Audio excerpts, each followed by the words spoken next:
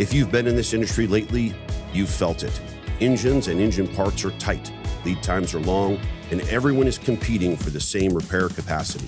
Hi, I'm Patrick Kraus, COO and Managing Director at Jet Midwest, and welcome to Nose to Tail. This week, we're launching a new series called Meet the Experts, where we spotlight the Jet Midwest team members who bring deep expertise to the work and help keep aviation moving. Our first guest is Rick Tobey, Director of Engine Programs. Let's get started.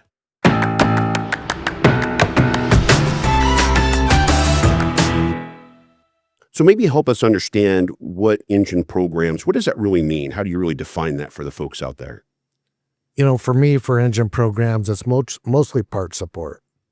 So we get in on the front end, when you and Paul and the rest of the asset team brings something in and says, hey, let's look at this, and then the decision is made. Do we want to build? Do we want to fly it? Do we want to green time it? Do we want to dismantle it? And when it gets to dismantle, that's when we really get involved. So we'll get it to the shop. We'll get the parts back. We all know the parts that we want to get out. We'll handle the repairs, the trace, the sales, support the sales team. And, that's the process. And it takes a while, it doesn't happen overnight. And we do the same thing with the APUs. Nice. So certainly when we tear down an airplane, we're yielding anywhere from 700 to maybe a couple thousand pieces off of the aircraft and really have some key components there that drive our sales on the airframe teardown. On an engine teardown, what's the difference between the airframe and the engine process, maybe within the sales cycle? Within the sales cycle, we're challenged by the lead times, at the shops. It's pretty competitive to get in there. You talk about getting slots for engine builds and airframe and maintenance, equally as challenging for parts. Our product line is specific. We're not in the narrow body. We're on the CFM. We're in the wide body. So the big engines and, those options are a little more limited, for repairs. So that might slow us down a bit. So some of your customers are the operators who are building their own engines. Other times you're managing it maybe with a shop. Help us understand how you go through that sales process. What is it? What is it that they're really buying? Right? They don't replace everything inside the engine, do they? No, I mean they can. The random will pop up, but with every engine, looking at it from a dismantle side, and when a shop takes in an engine, it's the hot section, right? It's a violent area of the engine, a lot of heat, a lot of speed, and so that's going to be worn out. So when we're looking to dismantle an engine, that's where we really want to focus on. We want to push those parts, and everybody does. That's not a trade secret. That's how you look at and evaluate it. That in the LLP stack. Is there a behavior model that those operators use to say, hey, I've got to build an engine, say in 3 months from now, I'm going to be sending it into the shop. And do they have a model that they use to build that engine? Sure, they're going to work scope it. They're going to have a work scope. This is what we want. We want a minimum, life limiter. On those engines, they're, controlled by hours and cycles. And so they're going to build a stack of LLPs. Those are the life limited parts, and say we want 8,000 on everything. So if you have an engine coming in and you're shy, you're going to be at 6, then you're going to go into that section.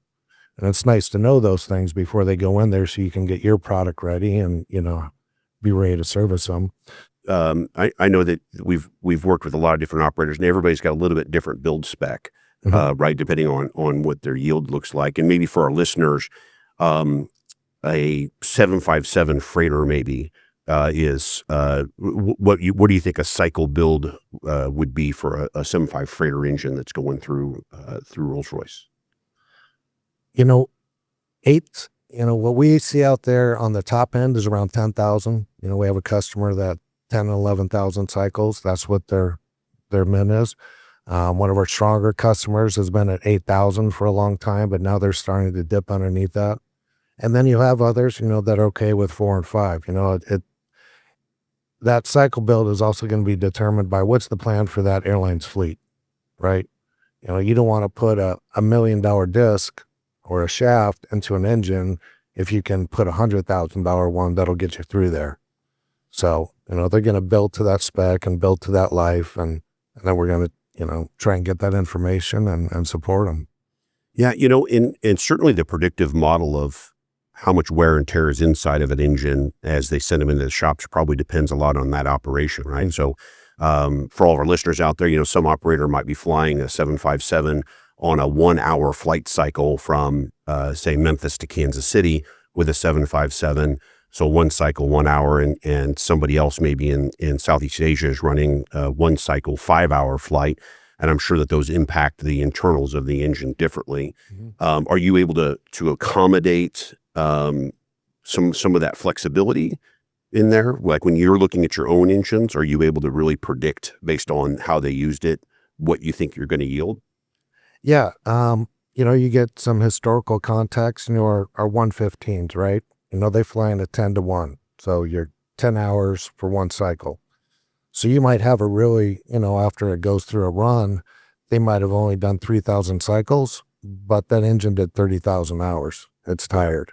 So it needs to come in and they're going to need to replace some parts. The LLPs will probably be okay on that, but internally it's going to need some work. Yeah. And again, for everybody out there, 115 is referencing the GE90 115-inch engine that's on the 777, 300 ERs and BRFs.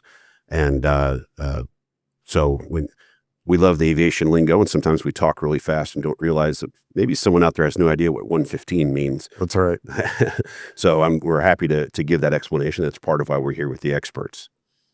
So as you look at maybe the obstacles of what it is in an engine department to manage these dismantles, maybe talk about a couple of the obstacles that your department has to go through, and really problems that you're solving that create success. For the engine side, it's a lot of technical sales. The paperwork it's a little more critical. It's looked over harder. Not that the airframe, paperwork can be willy-nilly or not straight. But, with the LLPs, for instance, those life-limited parts we're talking about, those trace files can be 80 pages, 120 pages, whatever it is, just documenting that from the birth of that part to where it is today, Yeah, the one page that's missing makes it all just a pile of scrap metal, maybe a new desk. Yeah. You can make a new desk out of it someday. It's disheartening sometimes. Yeah. So that's a challenge, the paperwork, to make sure that's right. We have a good records team. We work together, get that support. And then getting time at the shop. You don't want to, we've had parts that had birthdays, at the shop. Some of those are really hard to get repaired and the shops are overloaded and, happy birthday. Yeah. Wishes go out. You've had a long career and is this supply chain challenge, this MRO challenge that you're seeing today, how does that compare to when you started your career? Way, way back there. Yeah. With the dinosaurs, T-Rexes and Stegosaurus, maybe. The fax machines, going back to that day. It wasn't like it was today. I mean, the industry's a lot bigger. There's a lot more people in the game. When I came into the industry, ILS was a secret. My sales manager said, don't tell anybody about ILS, and, by the time I'd left there, it was okay. But, so it's changed quite a bit. There were absolutely lead times, not what they are today. And I think that's for a couple of reasons, some of the, we're expecting new aircraft. Airlines are expecting new aircraft deliveries. Some of those are being delayed. And we've got classic, older engines that are still in use because of that, so the shops are having to balance making room for what they really want to do, that they're getting in the new, a lot of the CFM, the LEAP, when that starts coming in. And those other ones are, I wouldn't say being pushed aside, but there's only so much room, right? Yeah. And they have to make their decisions, what's best for them, looking long term. An example, we had an engine asset that we didn't think was worth much, a few years ago. It was all right, but not too much. And when the airline that we worked with made the decision, we're going to extend the life of this aircraft, all of a sudden that engine became valuable. Well, unfortunately, a couple of the key shops based on that information, drop those capabilities, those repair capes. And there's some good parts in there. So then you have to kind of work, where can I get this done? And sometimes the answer is, you're buying new. Yeah. How much do you think of today's challenges are a result of the bubble during COVID, when people just didn't send their engines in, or they went from you maybe planning a heavy shop visit to maybe a minor shop visit? Is there a bubble that's followed that, where those engines we didn't get cycles built during that window of time? Is that the impact that's happening today? I think one of the huge impacts of COVID was all the wisdom that left. There's a lot of retirements. There were decades, centuries of experience that left. And that's had a big influence. I think I'm not saying to my repair shops listening that, the people that are there aren't capable and wise and can do it, but it's caused a drain. Yeah. And you see that in, a lot of different areas. During COVID, everybody, they went from wanting to build to wanting green time, right? If Yes. you had a green time engine, you were in a nice spot. That 600 cycle, that short time life engine that you couldn't, might not be able to do much with, or whatever you had, that became a cherry pick for the operators, because they could avoid a really expensive, that G90 115 engine that might run you $25 million at a shop visit. So if you can avoid that at that time and get in something a little cheaper, that's going to benefit the airline, keep it flying. Yeah. I always am curious of how much of that work got put off, and then now it lands now and is causing a little bit of that clog that's existing. I'm sure it's out there. It's been a few years now, so I don't want to say they're catching up, because I don't know, exactly how far they were behind, but obviously it made an impact. Yeah. It made an impact. People weren't a little afraid to invest in that, or nervous, or just kind of wanted to wait. But, I think probably a couple of years ago, it was probably really clogging it. And I think, the continued flight of, the 747, the 767, and those engines, that they're still going strong. And that's, I think that surprised people, that those are still out there going as hard as they are. Well, and still in the 76 still in production. Yeah. Freighters coming off, and then the KC-46 is still rolling off the line, right, for the Air Force. So that's certainly good for the 76 aftermarket, which we're well embedded in. Right. It's pretty wild. We bought, I think our first 76, our oldest 767 was manufactured in 1984 that we dismantled. Wow. So I think we had APU like number 6 on that model. The Orwell, serial number 6. The Orwell 767. Yeah, huh? Exactly. As the market progresses and you guys are tearing down engines, how do we as an organization, where does that decision making really happen on it? And you mentioned earlier that the aircraft trading side, they're the ones that are actually out there buying and selling and trading the assets. And at some point trying to go, hey, I don't think we can sell this as a serviceable. Is there some sort of analytics you guys are putting out in front to give them to say, hey, if we tear this down, we think this is the marketplace, and then they're out balancing that decision? Yeah, the engine is being evaluated. I think with every engine that comes in, I'm on the part side, but it needs to be evaluated. Can this fly? Because if it can fly, then that's a better, quicker return of our investment. You're not going to be caught up in, right now, a dismantled engine, typically, you're looking at a 2-3 year, run on it, 24 to 36 months, some a lot longer. We're still selling parts out of those 2000s that we dismantled in 2016, right? So Rick, obviously you've got a storied career that goes all the way back to the fax machine. Yep. Maybe give us a little hint of how you got started in engines, and how the passion that you have for it today, how that really developed. Walk us through that. Sure. So I got my first job in the industry in 96 in the way back, and in Orange County, there in Mission Viejo. And the company had a large Qantas consignment.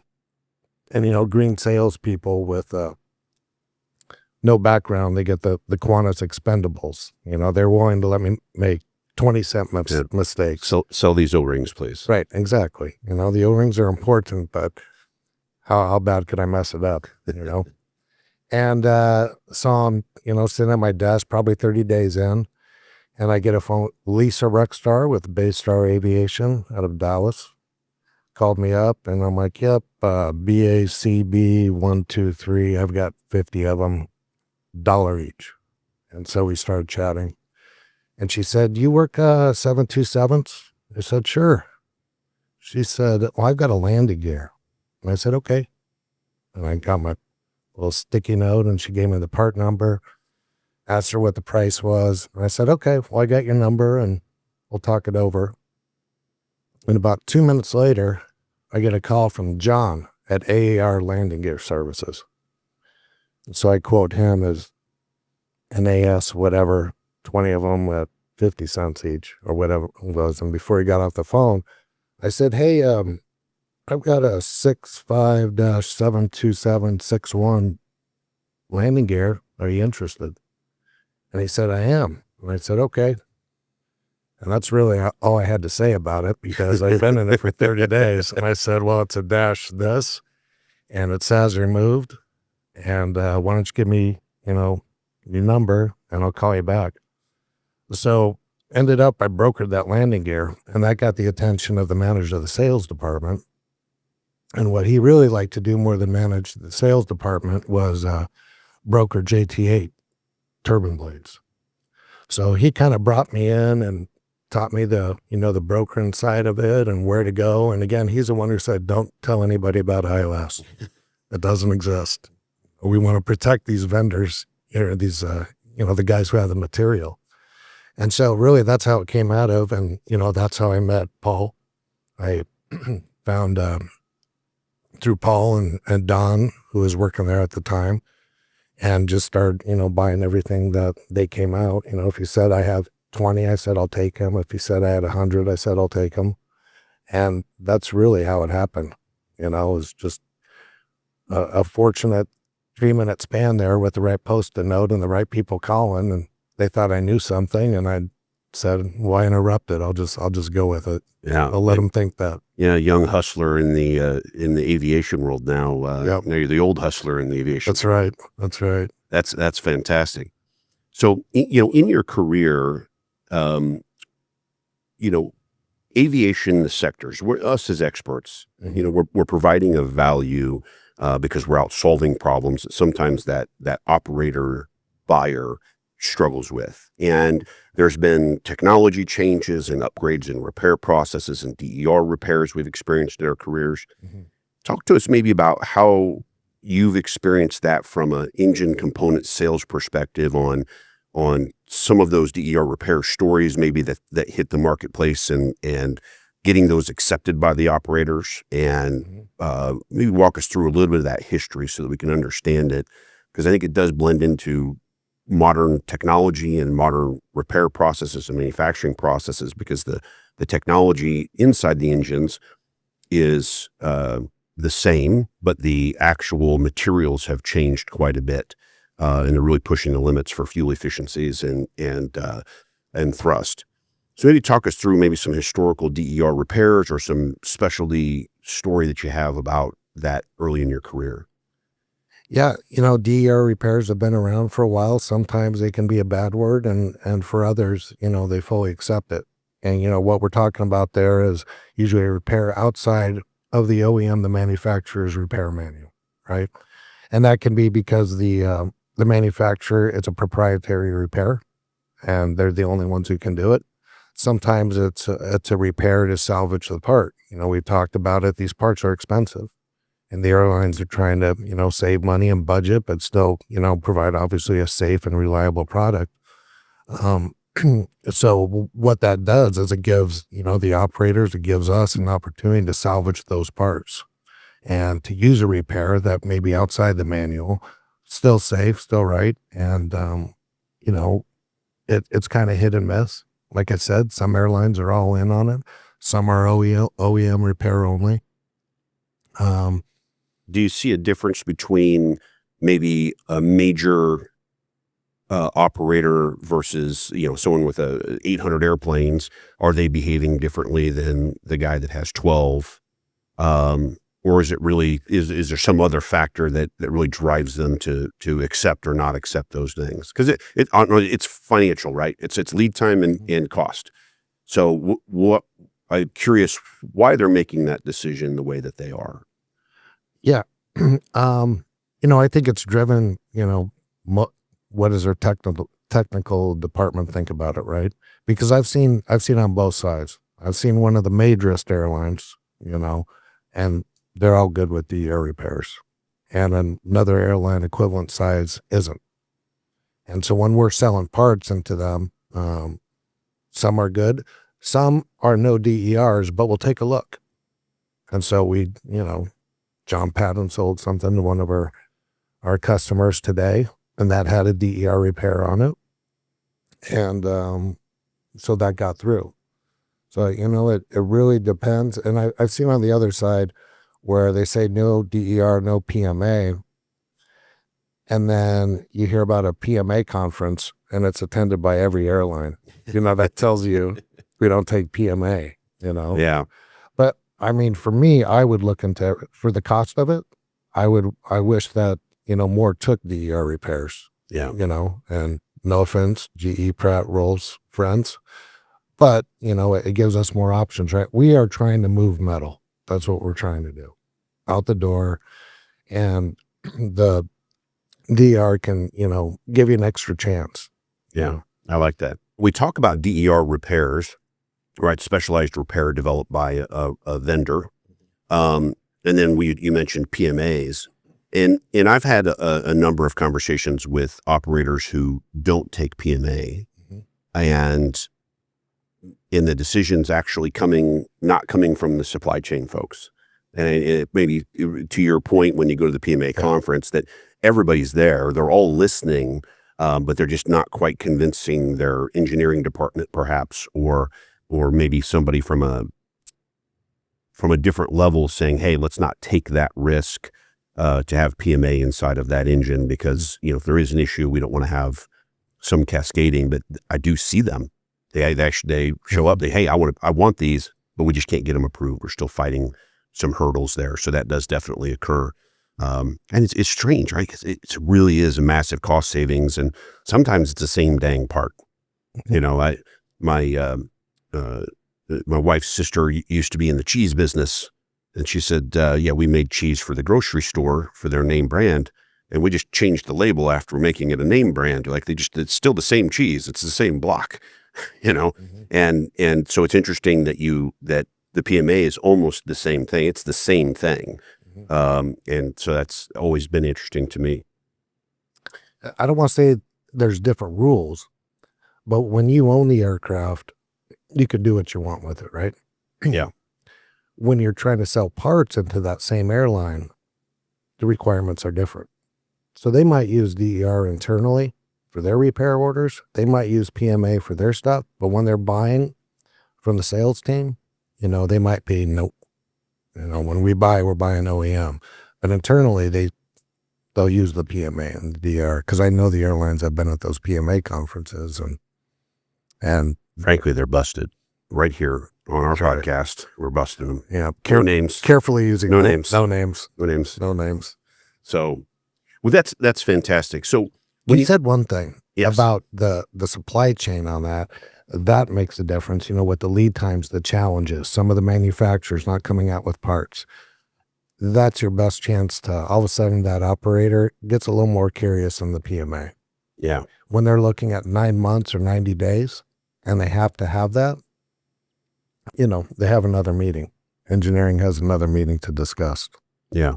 And ultimately the guy that says, hey, we have to fly 150 passengers, 6 flights a day. Yeah. And when we miss 120 days of operating this engine, that's an impact on the whole fleet.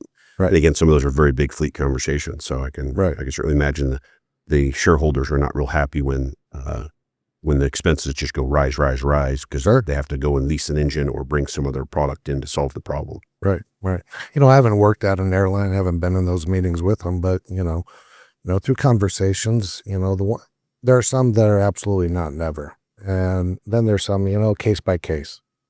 And I think they're looking at a common sense, what is this? How critical of a part is this? They're all critical, right? But what does this one do? What are we being offered here? So in your career, you've worked with, in the last couple of decades plus, you've worked with an awful lot of different types of engines. Mm-hmm. Which is the one that maybe is your favorite, and maybe which one is something that is maybe dearest to you, that you really maybe are nostalgic about how amazing it was? The 8D, the JT8-15, the 727, the 737 motor, because that was my first, along with the JT3. We're doing JT3. 707s Wow. and DC8s back in the day, And so I think the 8D, I could still remember a lot of those part numbers. And I talk to Brian Crakey occasionally, and so we'll reminisce about, the days, and it's still going out there. But where you cut your teeth, and get your first love at the industry, those memories are nice. We were able to get 4 Pratt 2000s in 16, and that was right when I had come back on, and those were a lot of fun.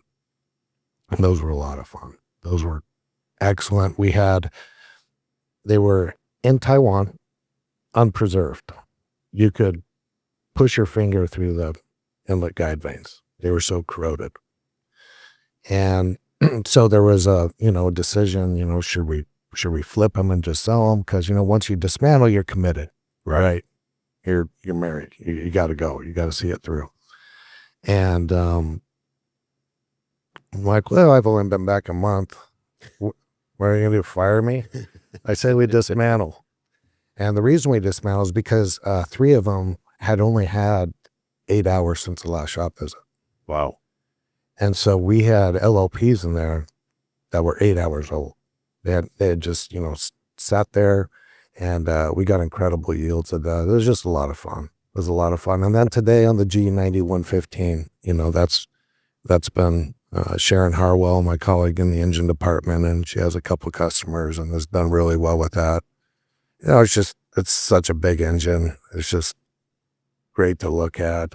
It's great technology. The customers we have on that are really good. The repair shops, that's one thing, that anybody comes and works on my team is you will treat the repair shops with absolute respect, because on that motor specifically, there's about 2.5 people that repair those parts. You cannot afford a fallout with a vendor. So you will say, please, we will treat them like the customer, because we need them. We're not going to be able to do what we're supposed to do if they can't repair the parts for us. It's just going to be a problem. And then you and I are going to be in an office having a different conversation and have your angry eyes on. Occasionally that has happened. Yeah. So with the supply chain challenges that we've had in the last couple of years, and actually I've gotten to the point where I start calling it the new normal. I just don't think it's ever going to return to the shorter lead times, they necessarily weren't super short. Right. 30's the new 60. Yeah. And actually, it might be 90 is the new 180 on some of these items. From the engine side, how are you overcoming some of those things? Or have you just tackled the sales cycle differently? I think the buyers on the other side have to be, because they're in the same boat. Yeah. I think you need to build those relationships with the shop. It's not that they're going to, if you take them out to dinner, they're not going to get your stuff in right away, but you're going to do everything that you can to make sure it's not delayed. Make sure the paperwork comes in right, whatever is on there, approve it quick. It's little things, there's not a lot you can do because everybody is wanting to get it in there. So you're just working with the shop, understanding you're evaluating the material you come in. If you have 3 engines and to choose from, because, and one of the fortunate things about Jet Midwest is we have a lot of assets. So we might say, which of these engines, and you want to go in and look at the shop records, look at the BSI report and see, how does it look there? Is it danger? Does it look clean? You never know, but there's some things that you can do to reduce the risk of scrapping out. And the rest of it is, you just come on, guys, you can do it, you know? And Do you ever get operator support? Do you ever bring that operator in to say, hey, man, these guys, they need the part. They're much bigger than we are. we do right now. Right now, we're currently working with that, and both sides are working together. That's great. You know, it's two monsters who know each other, you know, a really big airline and a really big repair shop. And everybody wants, you know, to get that part in there and get it in the engine and get it on wing and let it fly away. And so, yeah, we definitely, we have done that more than once. Where we said, hey, would you mind just setting up a Teams call with, you know, this airline and this shop, and we'll just talk and see if we can do this a little better. He usually get a little, you know, carries a little more weight than Rick most of the time. It's always nice to have someone else rowing the boat with you. Yeah, it is. It is. And they understand. And you know what? We're glad to do the things necessary to try and provide an impossible service sometimes. And so it's good that they can be on that same journey with us, because again, it's really, in the end, they're the one using the part and flying people around. They're sending out parts themselves. They know what's going on. Yeah. They have the same challenges that we're having, you know, but we've committed to this order. We've committed to this date. And so they're, you know, trying to hold us to it. And the shop is trying, but, you know, it is a challenge, but it's fun. You know, it can be excitably terrifying industry, but I couldn't imagine working in a different one, you know. Well, and for all of the listeners out there, you know, Rick and I have worked together for a long time, and I have to work hard sometimes to push Rick's risk tolerance throttle and get a little more jet fuel in his tank to get him to get a little more risky with his with some of his decision making. But certainly has done a great job of building this program, and frankly, Rick, with the plans that we have at Jet Midwest in the next handful of years and the growth pattern that we're in, I'm super excited about you building out and continuing to grow your engine team and really expanding what we're doing into some other product lines. So that'll be fun. Yeah. Now, if you had an engine, if someone called and left you a voicemail and said, hey, we just bought one of these for dismantle, what engine would that be? A G90 115. You know, you're living in the 777 world. Yeah, you know, that's our... Go big or go home. Yeah, it's what we know. It's what we're good at. You know, we're really strong in that. And, you know, maybe it's some recency bias, right? I guess after that, you know, maybe dip our toe in the narrow body, see what that CFM and V2500 world's all about. You know, that's now supply chains there. I mean, that's a whole different thing. Yeah. You know. Yeah, absolutely. And very hot engine market right now. Yeah. A lot of aircraft are having the engines pulled off and getting the engines out on lease. There's green time issues there. And so it'll be fun to be able to interject ourselves into a little bit of that marketplace. Yep. Is there any future outlook, new technology or AI impacts maybe that you've heard about in the marketplace? I know you've been at a couple shows here recently. Mm-hmm. Is there anything you're seeing out there that is intriguing that our listeners would like to hear? I went to an Aero Engines conference. You know, one of the cool things about the engine industry, you know, there's a community within the community of aviation, right? And a lot of us know each other, you know, and you try to be good to each other. You don't know who you might end up working for one day, right? And if the rest of the world is 7 degrees of separation, it's 1.5 in ours. So, you know, treat people right, be careful with your words. And so they have this Aero Engines conference as down in Fort Lauderdale, and they had a panel on 3D, the 3D printing, additive manufacturing. And the LEAP engine has 3D printed fuel nozzles, this additive manufacturing. And what was a couple things that were really interesting about that, how when he was explaining it, he said, this could not have been built any other way. You know, this isn't for cost saving or just to be different. It couldn't be manually manufactured. So I thought that was pretty cool. Then the other part of it, you know, somebody asked a question about the cost of it. And they said, well, imagine a wine barrel, okay, about the size. And then imagine an aircraft part, you know, maybe a case with, you know, 8,000 different things going on with that case. He said the wine barrel is going to be expensive, but the case, that turbine case there of the same size, is also going to be the same price. You know, they said it's expensive, but you get the complexity for free. Right. You don't, buy a size and then have to keep on adding more to it. And I thought that was pretty interesting. So I'm curious how that's going to be when those parts, are they going to, are they going to be, developing repairs for those as those go?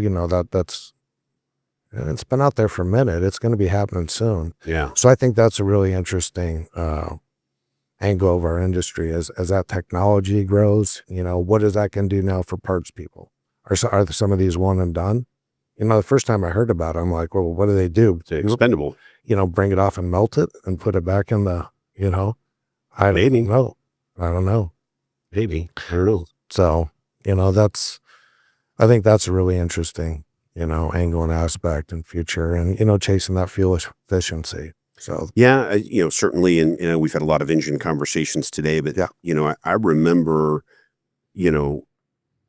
when I very first got in the industry and the engine complexity was so daunting because I didn't come from the aviation industry, I didn't come from any industrial background, and so I just didn't have that. And for the most part, I was on the airframe side of the house, and you've lived on the other side, and I've always been in awe of the engineering that go into airplanes in general, but engines is like it's just a whole nother. It's like the difference between algebra and calculus. It's like, well, I'll stay on the algebra side, and we'll let Rick play on the calculus side here with the engines. But it's pretty amazing how far they've pushed the materials in the newer engines to get those fuel efficiencies and drive those things. And I do agree with you that there's a consequence to that, just like there is with the airframe when we push the envelope. And you were talking about the PW2000, and it just crumbles when you push your finger through it.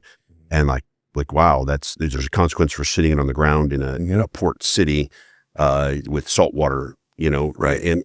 And those are real consequences. Those things showed up during COVID. I remember dealing with a client's airplanes that we had on consignment, and a lot of their flight surfaces had complete corrosion because they were in a ocean port city airport, and everything was much more expensive, or actually wasn't even salvageable a lot of the times because of the fact it was parked on the ground in a place. So it'll be interesting to see what the new materials and these new processes, what that longevity is, and everything. Again, there's a consequence to that fuel cost and that weight savings and those things. So it'll be interesting to see what the next handful of years bring for that technology, and love to see them bring out more of it. Frankly, we really need to push the envelope, I think, in aviation, and the engine guys are usually the ones at the forefront. Yeah, it is interesting, the materials, the design, the engineering, everything behind it. Most of our products are, I would say classic, but they're doing great. There's still a high demand. They're incredible pieces of machinery. I remember, for you're talking about the complexity of an engine. I'll just share what Brian Craigie told me. My first year when I met him. And then just trying to pick his brain. Great guy, smart, been around a while. He's like, it's suck, squeeze, burn, and blow, Brian. I'm like, I don't think I know you well enough to be talking to me like that. He's like, that's the basic thing that happens in an engine right there. Taking in the air, squeezing it, burning it, and blowing it out. And I use that. People say, how's an engine work? And I give them that. Well, I'm glad that you're able to teach kindergartners about jet engines and propulsion. So that's pretty awesome. So we ask all of our listeners what their favorite aircraft is and why.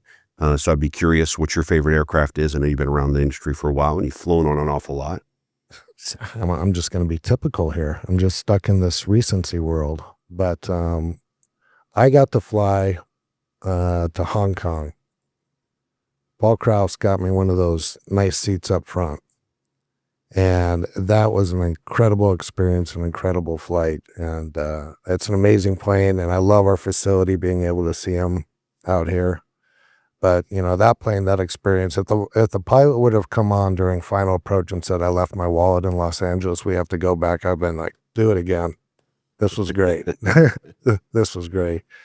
I'm biased to Jet Midwest and what we have. And I've flown on quite a bit of them, over to Europe, over to Asia. That's usually what we're on. So, if a young person, I introduced you to Parker earlier today, a young man that I've known for a couple of years and has been working for us part-time. If you had a young person who wanted to get into the engine world and start cutting his teeth and learning and getting in to be part of this industry, what are the types of paths that person could take? Yeah. Obviously education, schooling, all that, if you want to go that way. If you're coming into the industry, what I would say, what I try and tell my team and, Ryan is, listen, don't always be in such a rush to speak. There are a lot of smart people out there. And if you meet the one who says, I know everything there is to know about the industry, move on to somebody else. I'm learning things every week, so, nurture those relationships because there's people out there who have an answer. And, put in the time. People might say, oh, how do you get into engines? I'm like, work nights, work weekends, figure it out. Because some of this, there's not a schooling for it. There's time and experience and learning from others. And, I would try and get into the industry. There's a couple different ways. You could go on the mechanic side, right? You could actually work on them and, get your A&P, whatever there. There's colleges for it.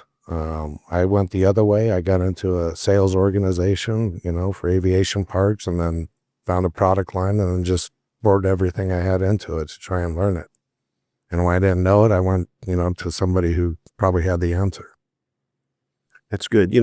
As a technical sales role, which really is what you had mentioned earlier, that really engine sales is a technical sale, right? You really have to have an understanding of the product. Does that mean you're digging into the manuals and obviously you talk about records, that's historical. Is that really where you took leaps and bounds, was just getting in and digging into the technical side?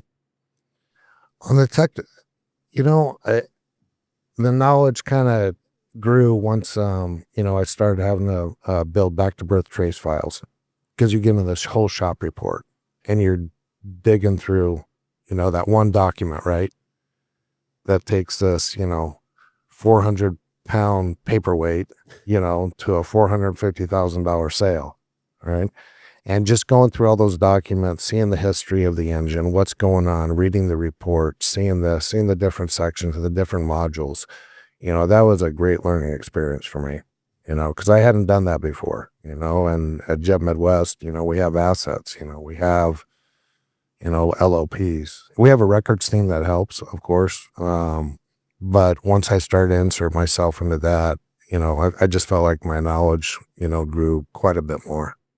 Well, if you're going to need to start an apprenticeship program of some sort, because we're gonna buy engines like they're going out of style here, and you're going to have to get a little bit bigger of a team. So, all right, we'll look forward to it. Yeah, we'll definitely get that done. All right. So earlier when I asked you about what your favorite aircraft was, I didn't actually hear what airplane you told the story about going to Hong Kong. It was a 777. Oh, it's 777. Okay. Yeah. I just want to make sure. I was like, I don't know if I missed that. I'm usually pretty good at it. It was a 777. I'd like to try one of those 380s. We're able to acquire some A380s, and I haven't done that yet. A couple of people have, going over to MRO Middle East. I would like to get on that. Like you have been lucky enough to be on a bunch of 777s. And I'll tell the story. I've taken a 15-hour direct from Chicago to Dubai with Emirates. So it's just a fantastic flight. I was in the second group of classes. It's still first class to me. But there was a whole nother class ahead of it that was the private rooms. And I, like you, I want to take an A380. I had looked at going to Europe and taking flight to Europe, then taking an Emirates flight there on a 380 in from maybe London. So I'm going to find that day. Maybe you can join me on that trip. So obviously we talked a little bit about the future and some growth that we're going to have.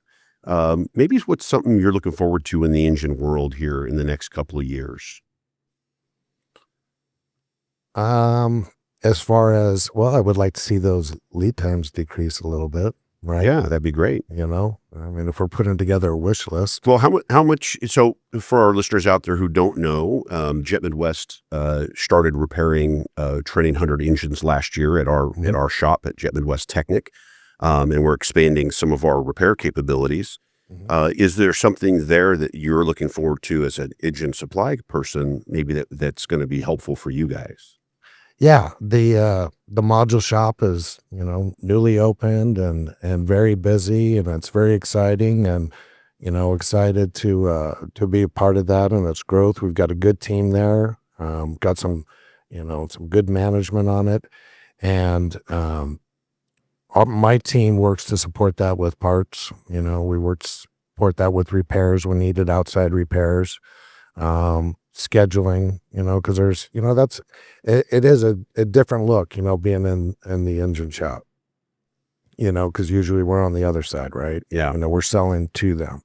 And so now that we have this, it's been an eye opener, a lot of new experiences, it's,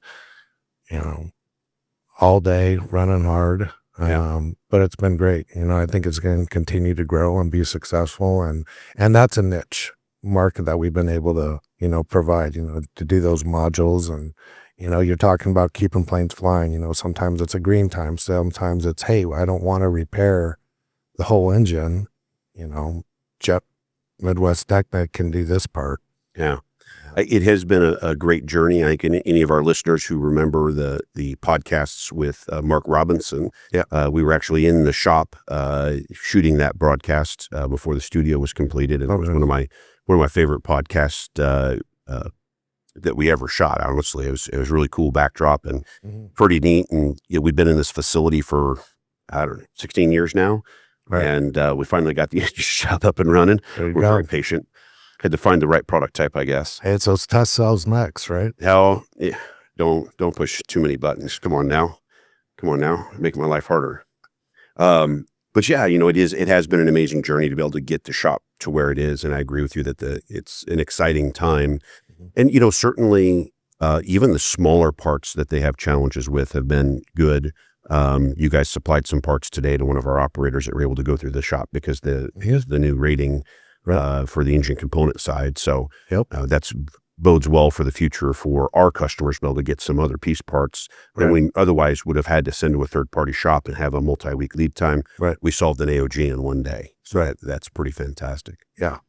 Well, Rick, is there anything else maybe that our listeners haven't heard from you yet, or that a great story or any wisdom maybe that you can impart on them here at the end of the show? Just speaking to the aviation industry in general, it is a relationship industry, right? It's a performance industry. You need to work hard, but once you get into this business in the aviation industry, not many people leave, and when I talk to people, and I'm sure you have the same thing, you explain, the business and the company and what they do, and they're like, that happens, that exists. So how many companies out there? Because, they think they've heard of Boeing, Airbus, Pratt, GE roles, so they just assume it's all controlled from up top. Like, no, it's a major industry out there, that if people aren't aware of. It's fun to tell people about it. They get excited. It's fun to talk about 777s and aircraft and engines. People want to hear what you do, and I've had other jobs when explaining what wasn't that interesting. And it, a lot of good people been able to travel a lot of, great places, probably wouldn't have been able to otherwise. So I'm grateful for that. Built a lot of friendships and relationships over the years. And I do think that is the key. At least that's how I operate. You're not going to do it for me. There's not going to be a bad deal done, on somebody else just because we're friends, but you do need those friends and relationships out there to get going. Cause I will never know everything. Yeah. It's certainly being humble with it. And you're absolutely correct that, and I've said this multiple times, we learn all of this stuff, and some of it we learn the hard way, and there really is mentorship that comes from both customers, vendors, your competitors, and those learning lessons, and we have to impart those as best we can as the wisdom trickles down to the other folks on our team, and hopefully they learn the lessons less painfully than we do. But it's a cycle, and we've lost that expertise post-COVID, and I guess maybe it's our job to start nurturing that next generation to come through, and hopefully build your team full of a bunch of acolytes that can turn around and be taking care of us at the end of our careers. That's right. That's right. Well, thank you, everybody, for listening. We'll see you guys next week. Thank you for listening to our podcast, Nose to Tail. Please like and subscribe to our channel. Presented by Jet Midwest.